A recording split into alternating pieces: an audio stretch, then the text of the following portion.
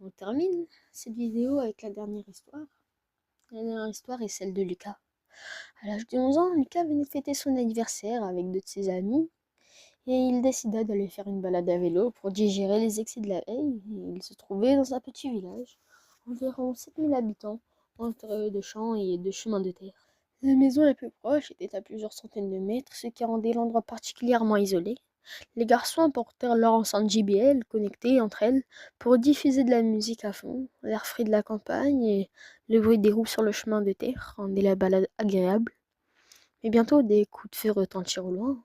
Pensant d'abord à des chasseurs, ils continuèrent leur route jusqu'à ce que le son se rapproche étrangement. Soudain, l'un des amis tomba au sol, saigné de l'épaule.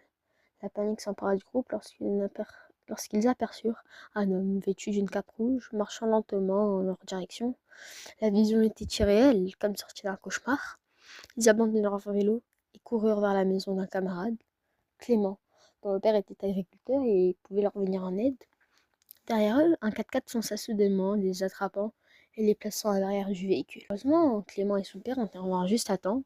En repassant devant sa propre maison, Lucas vit l'horreur. Son père allongé sur une brancard, tandis que les secours et la police entouraient les lieux. L'homme en rouge gisait par terre, abattu. Puis la vérité éclata. Son père, ancien dépendant, devait de l'argent à un homme dangereux. Ce même homme avait localisé Lucas et ses amis pour se venger, prêt à tuer toute personne qu'il aimait.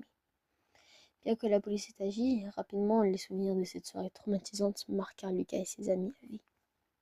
À présent, ils ne pouvaient plus voir une trace de drogue sans ressentir la peur et l'horreur de ce jour.